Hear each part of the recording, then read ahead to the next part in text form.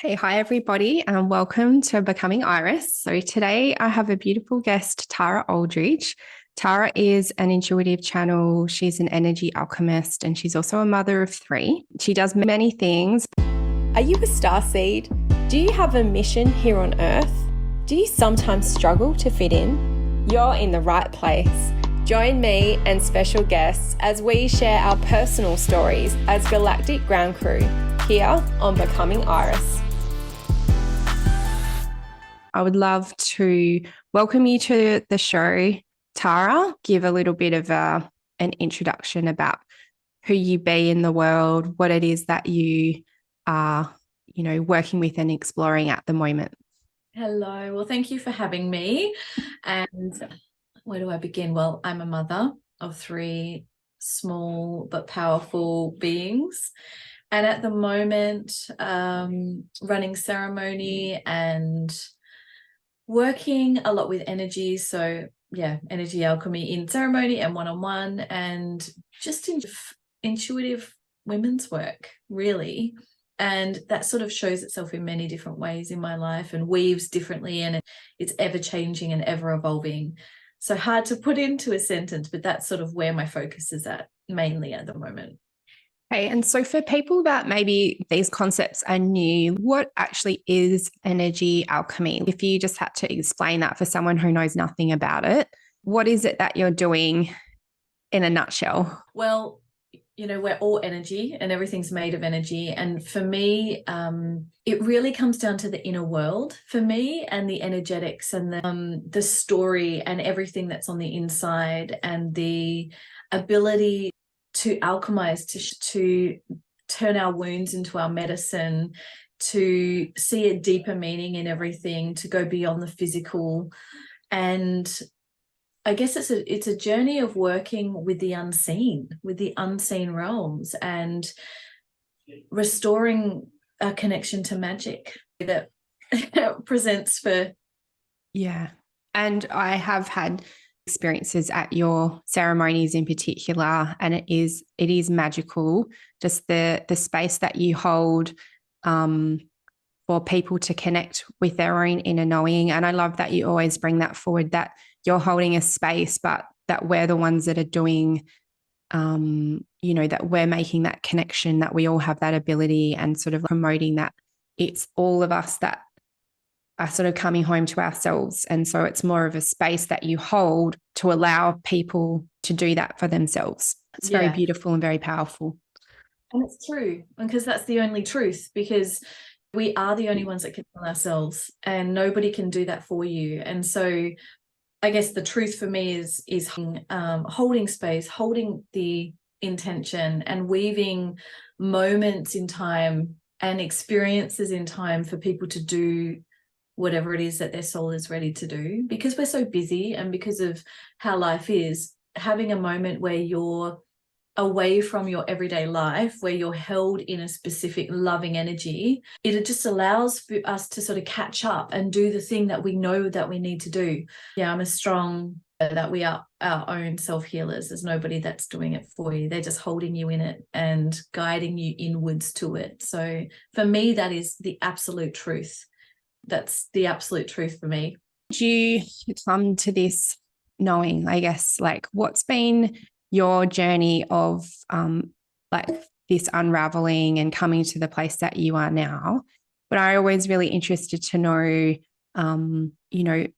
is that something that you've always known, or what was your story and what was the unfolding for you?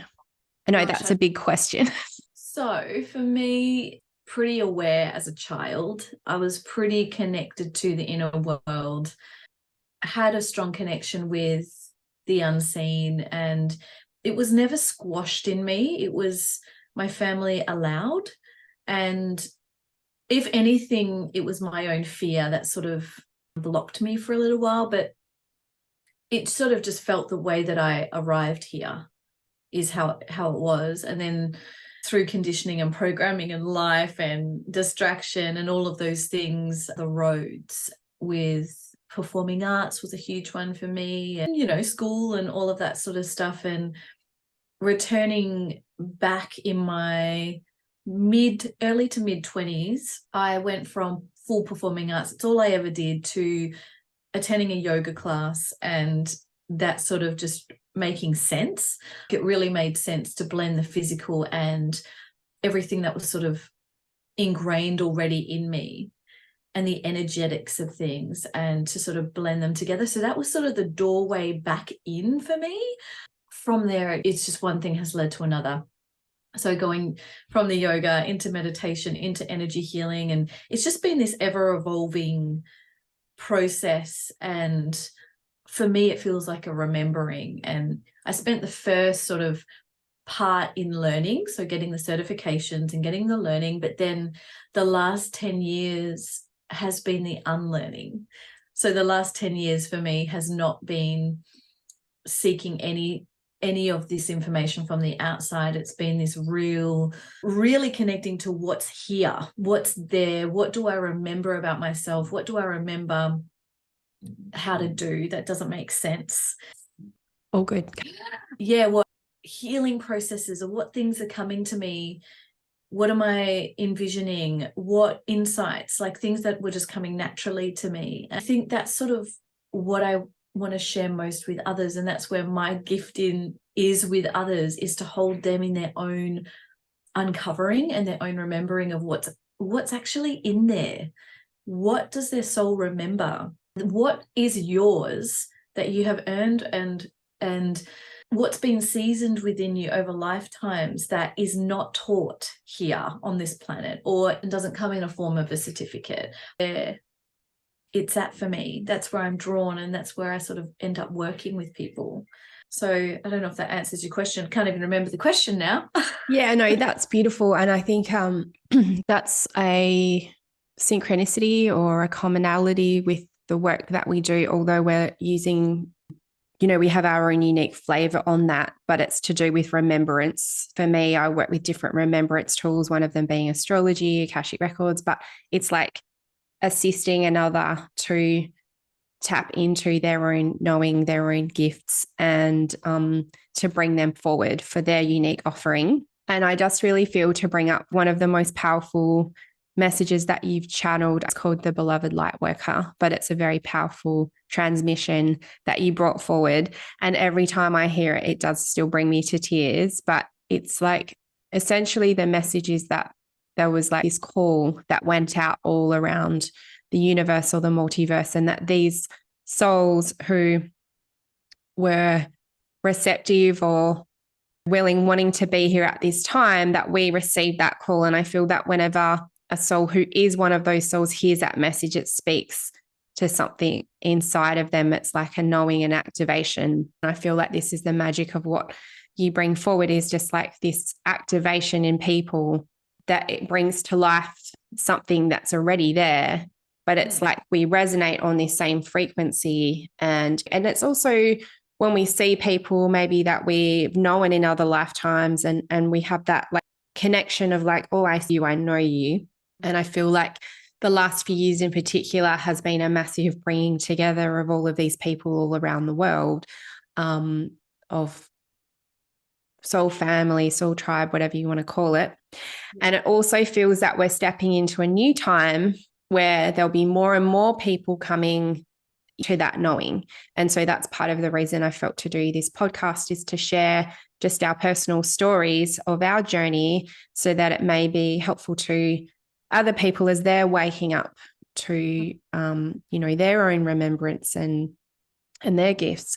So I'd just love you to share a little bit, maybe about some of the challenges, because often people share a lot about all of the good stuff, and that's really amazing, but over the last few years in particular, it has been challenging, but also just on your own journey, I'm sure that there's been many challenges. So is there anything that you feel to share that maybe might be helpful for others who are going sort of through this either awakening or remembrance, or what would you feel to share about that?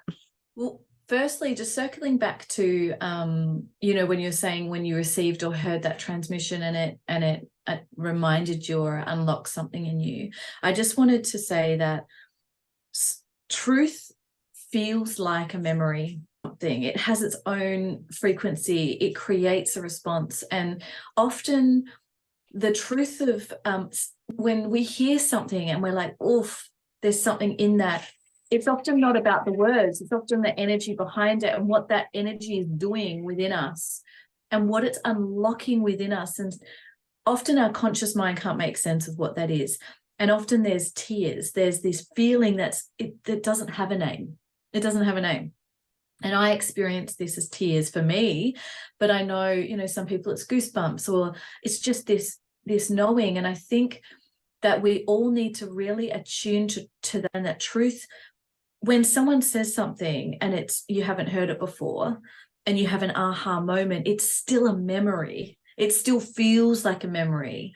It is in such resonance that it just merges with us. So I just feel really called to say that, because there's a lot of information. There's a lot of people saying a lot of different things.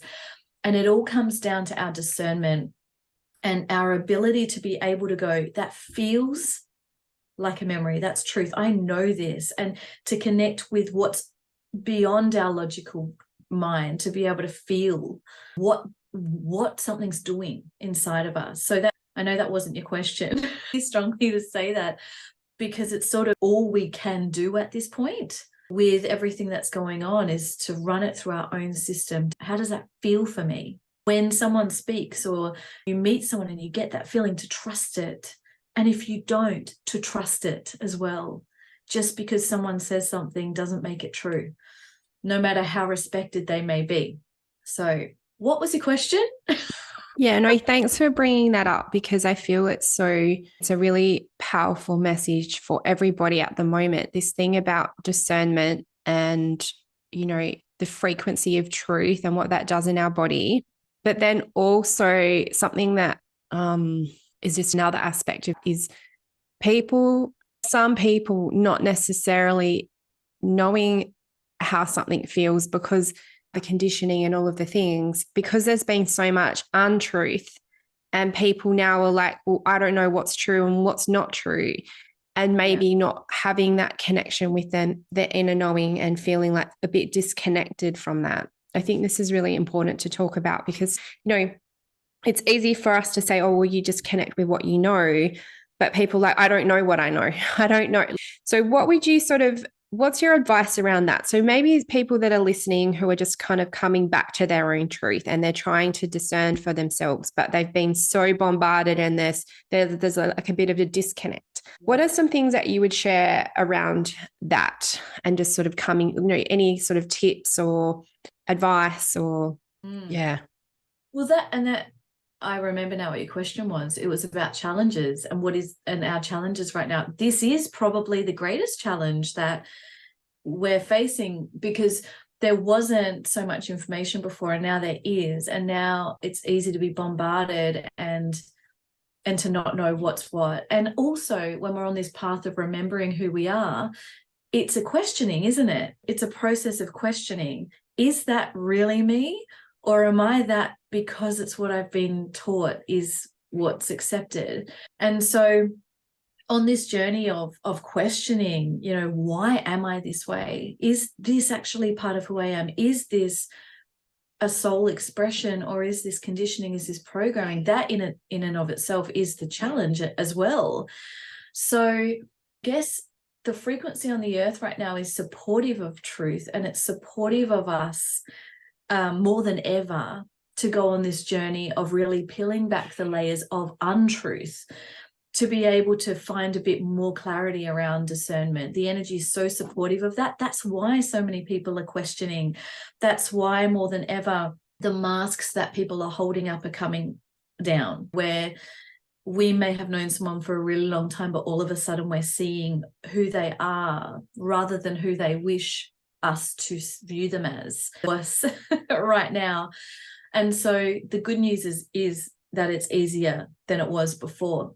But I guess being quiet with yourself, and the more noise and the more distraction, the harder it is. And our society, everything, our culture, it's built on distraction, on complete overstimulation. And the overstimulation, we're bombarded. Our system is bombarded with social media, with a whole universe within our phone. So no longer are we just dealing with the present moment. We're dealing with, what's in front of us, and then the world within the world within the world within the world within our phone. We are more disconnected from nature. So we're getting that overstimulation from all of the things, EMF and all of that is distracting. And so the antidote for all of it really is to come back to quiet.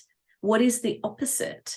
How are we wired as humans? How did we live for all of those years connected to nature, getting the sun on our skin, breathing fresh air in a million worlds, just really being in the present, having time of stillness and alone time, and being able to slowly walk ourselves slowly, step by step, to more of that.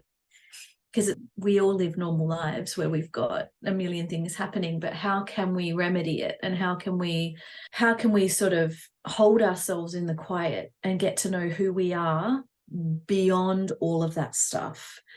And so if we remember the distraction that's taking place, we can revolt against that by being with ourselves, even when it's hard, by getting to know what patterns and what we do when we're uncomfortable with our feelings, which is a huge one, because so often our feelings are there. We're meant to feel them, to process, to be in our bodies.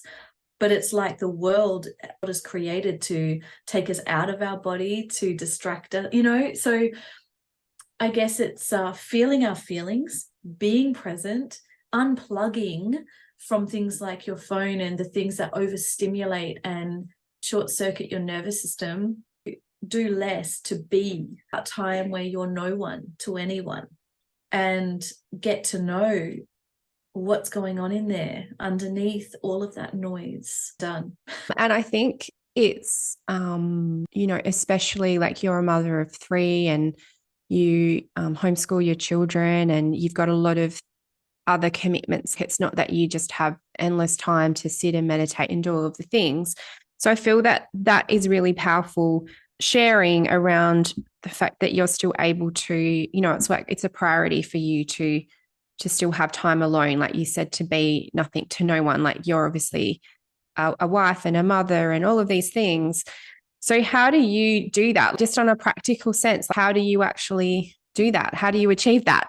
Yeah, well, I didn't for a while there. Baby was born. My alone time was pretty much zero, as most of us experience. And so I had to find ways of, like when I was breastfeeding, I would, rather than think of other things or rather than distract and be on my phone, things like that, I would learn how to find that stillness and almost that meditative state. So I found ways, and I don't do it all the time. I never did. I was just trying to find ways. How can I make this more easeful?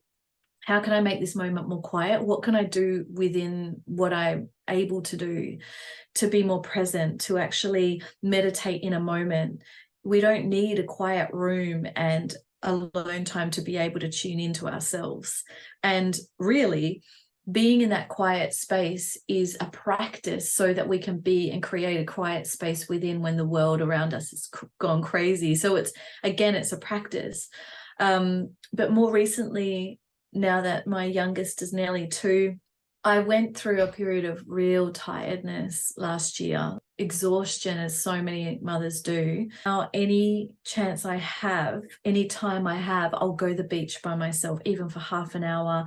I'll go sit outside by myself if I can. And we can find those moments.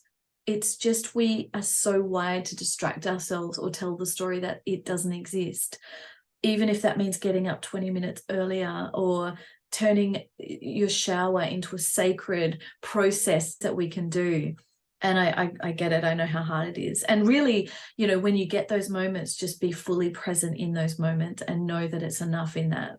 So I feel for moms, I feel for parents, because we're being sort of tugged at constantly. And if we commit to knowing that from that place of overflow more to our families, and often it's not a choice. Like we feel we're going crazy if we don't now carve out that little bit of time. I do. I feel completely depleted, exhausted, and I need that energetic refuel or top up to feel like I can function. So to me, it's become like a to, even if it's 10 minutes, I need it. I guess especially like holding space for others, you need to be able to have something to give. You're holding space for your children, you're holding space for clients. It's very important that you are resourced so that you can then do that. And I think that a lot of women in particular forget that they're holding space a lot of the time, whether that's for their children or their family, or naturally we do step into that sort of caregiver, nurturer role, and that we can't do that on empty. And it's not selfish to refuel and nourish and all of those things. So it's like, it's the opposite, we believe it's selfish, we're made to feel guilty, it's unimportant. That inner world is unimportant. And it's like once we prioritize, and even just small snippets, it's revolting against the narrative. And that's another aspect of unplugging from the matrix, or however you want to put it, is to reprioritize and to remember the magic and the ritual, and to honor our bodies and to rest, and to realize that our society right now is not supportive of mothers. And so if that our inner world and our energetic world isn't important because it's not tangible. And so for me it feels liberating to reclaim that again, because the world is what it is because of the disconnect from our inner world, the disconnect from the oneness. And we as women and mothers in particularly, I feel it's more powerful than we know to be able to tend to ourselves and that part of us. And we are the anchor for the family. And yeah, we can't give from that empty cup, but it's deeper than that. We are so capable of doing the energy in our family, in our home, of everything, our gifts being what brings the money into our family. It's a complete reimagining of actually want. We honor that. And so many mothers have just these incredible gifts that are just not being nurtured because they're seen as unimportant. But we're entering a time on this planet where all of those gifts, the parts within, the soul remembering, all of the things that have been seen as invaluable or unimportant or meaningless, that's all coming forward as being the remedy to where we're at.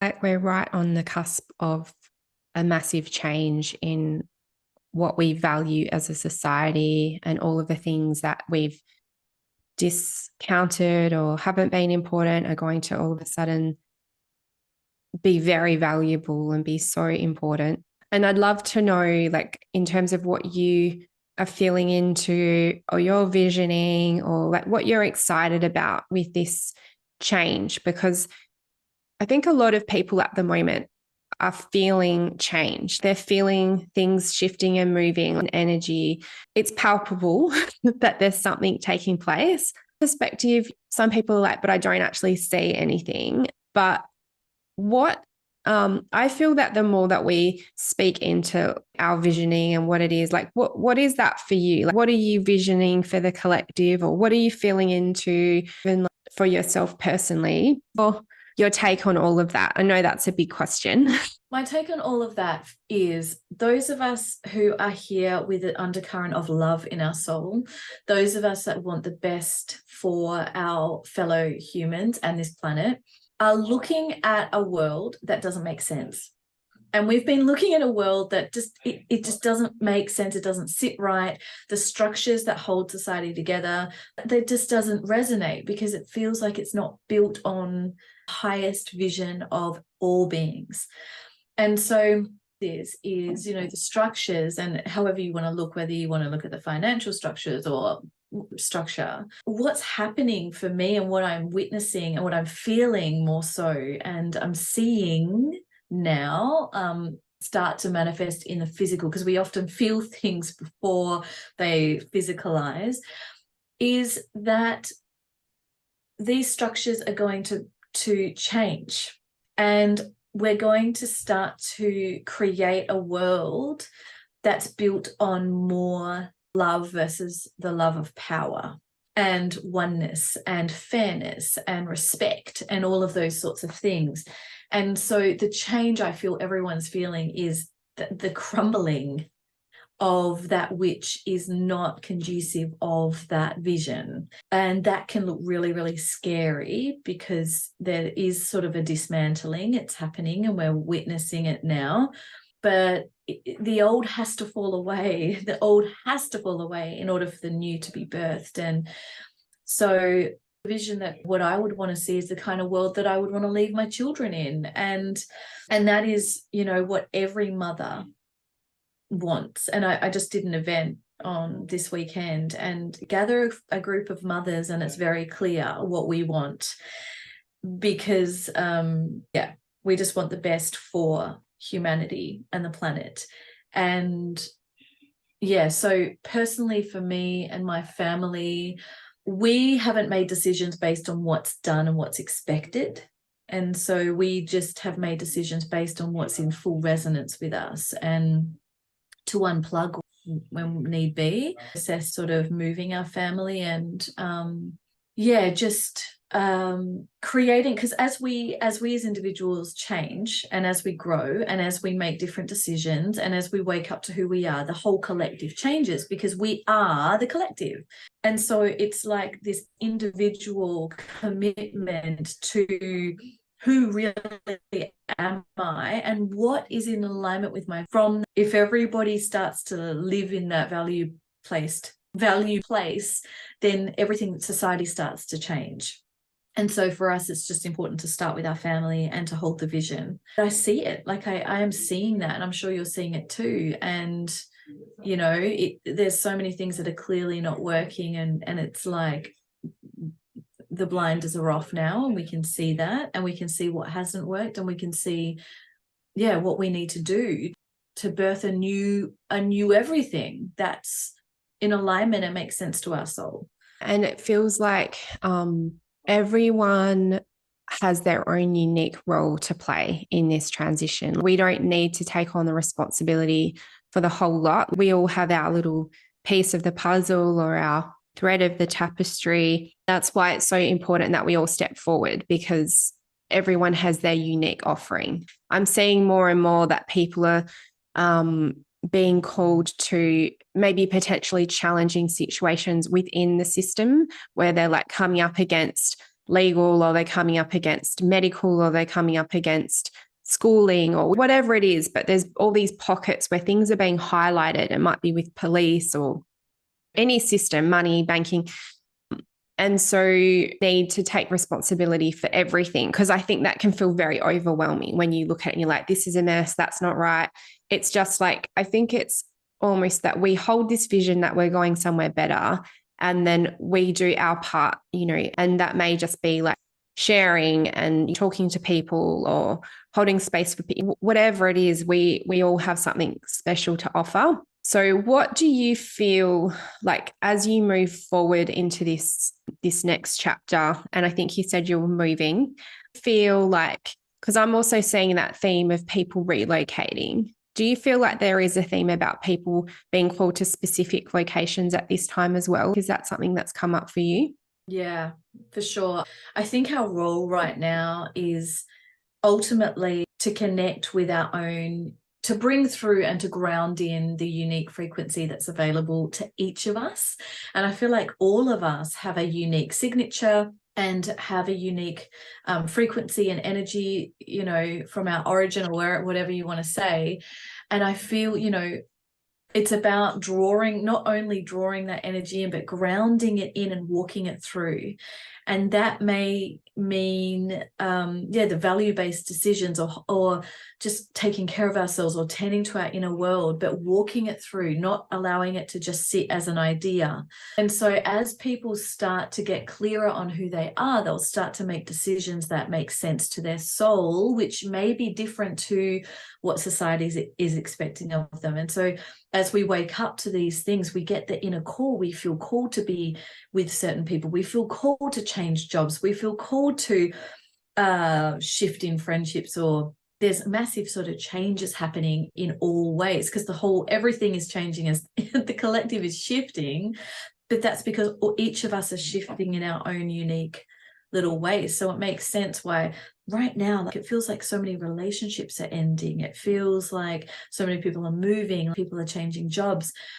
But I see this as we're just making decisions. We're being nudged to make those hard decisions often that are comfortable, that are different, but are in alignment and will open the doors for more, are supportive of our well-being and our health. And yeah, so it's sort of like being asked to listen inward, because the pain of living a life that isn't ours is excruciating for many right now. It's almost like people are like, I've had enough. I can't do this anymore. Yeah. I can't pretend anymore. I'm exhausted. I feel so drained trying to be the thing that I'm meant to be, or that people think and are expecting of me. It's like we've hit the end of what we can handle. And so it's real like, nah, I'm done. And I'm done with that. I'm done with that.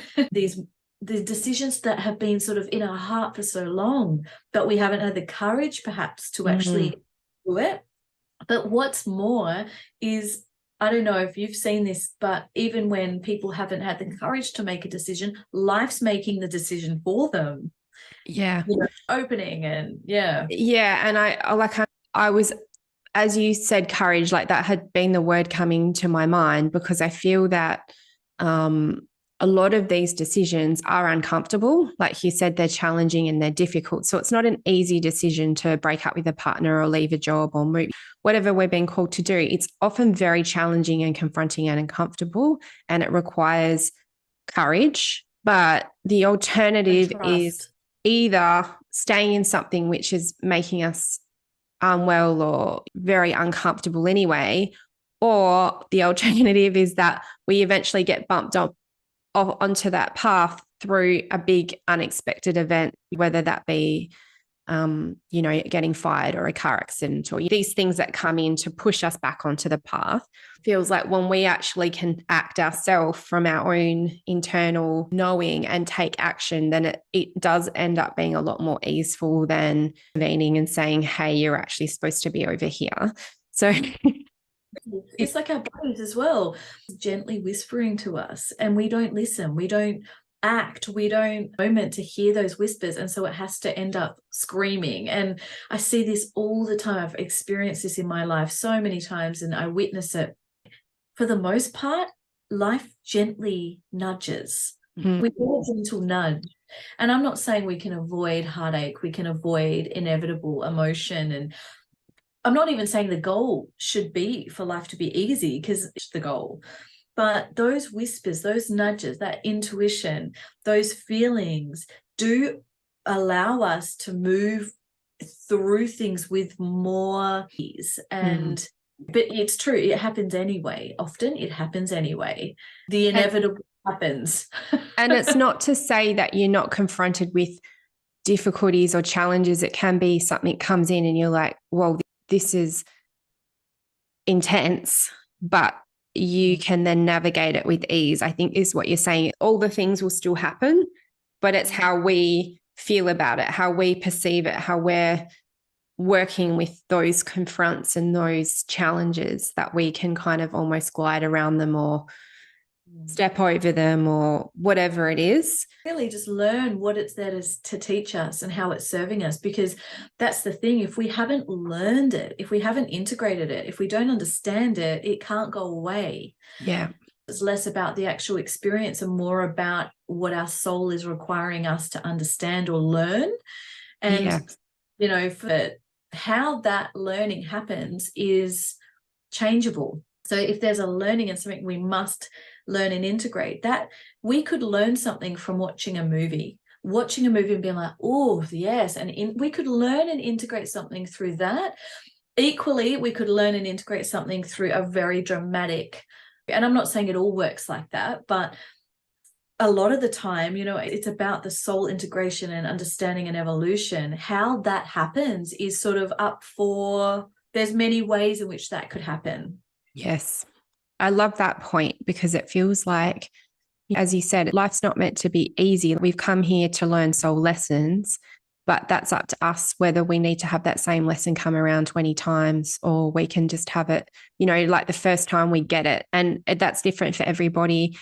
But I think that, you know, just to go back to bringing from past life, there are souls who've had many, many lives, and they've learnt these lessons, all here to do the same thing and have the same outcome. Some of us are like, yep, that I see that, I know that, I've experienced that before, and I don't need to go through that process again in this life, because I already got that. And I think that that's a really important point to bring forward, is that there's all different types of souls. We're all unique. We've all come here with something very different and special that we're offering. And of us, it is having seen a lot of these things play out before times. And so therefore we're coming at it with a perspective, sort of seeing how that evolved. And I think this is important to mention, is that we have been on all sides of it.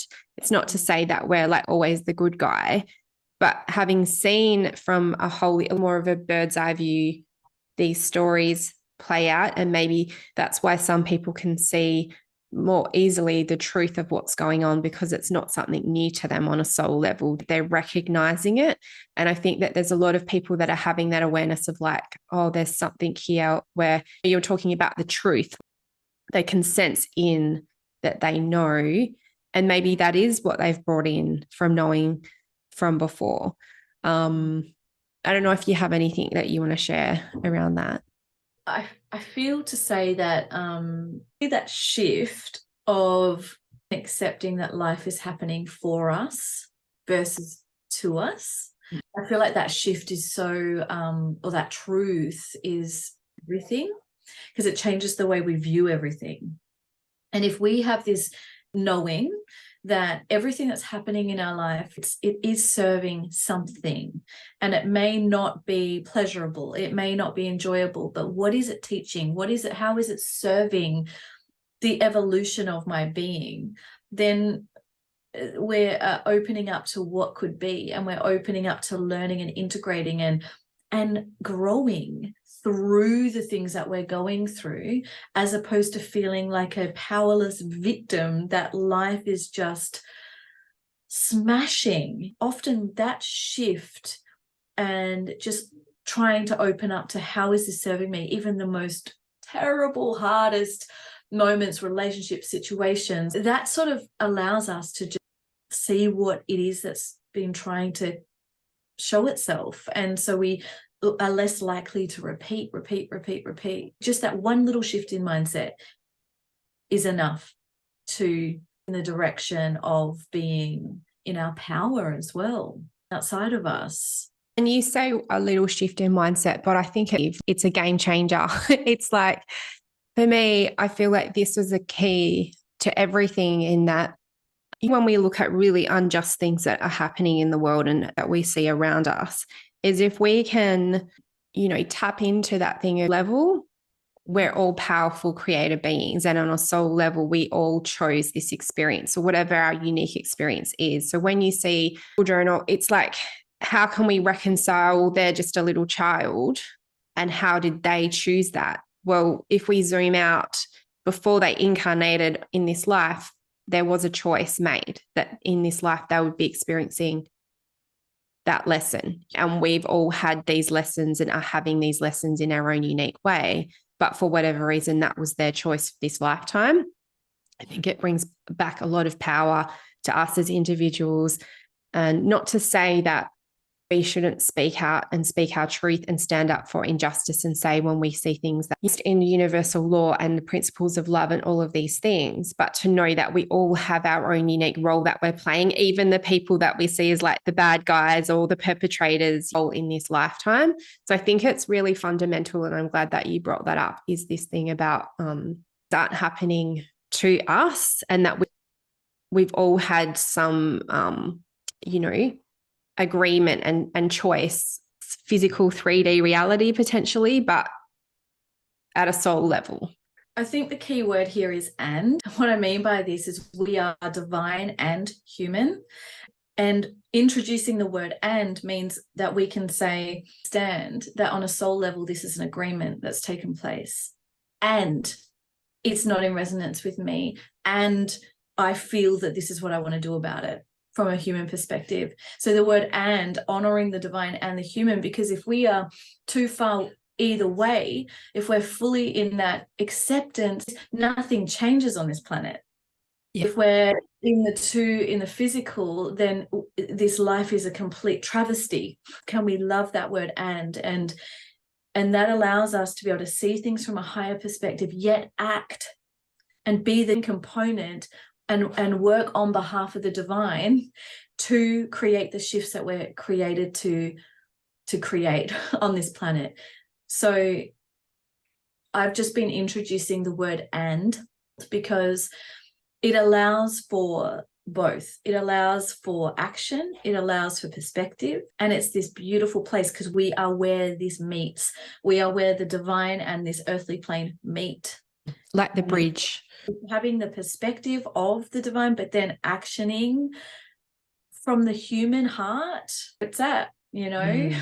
And that's the only, for me, that's the only thing that makes sense. Swinging and everything contradicts itself and everything is confusing. And yeah, I love that. And it's like, we came to be human, we came to have a human experience, and we're also an eternal being. That's so itching, and the bridging and the bringing together. I love that. Well, I feel like that was the mic drop, so we might leave it there. People that are interested in working with you and maybe like experiencing your work or following you, how can people contact you, and what are you offering at the moment? So at the moment, so you can find, I've got my website, taraaldridge.com, and on social media as well. At the moment, I'm offering in-person events in Perth, Western Australia, but I also offer one-on-one, and all my one-on-one stuff is online. So it's all with women all over the world. And I have an online membership as well that is just a portal of practices if it's really the toolkit to lean into. But my calling at the moment is in the one-on-one, and I'm just loving how that evolves, and working really closely and witnessing, as much as holding and witnessing the absolute huge shifts that these women do for themselves in being held, So yes, thank you. Beautiful. Well, thank you for being here, and thank you for the frequency that you keep and the space that you hold for others to connect back to their own truth. It's really beautiful, and appreciate you being here today. Oh, thank you so much for having me, and all of that back to you. Thanks for listening. Thank you.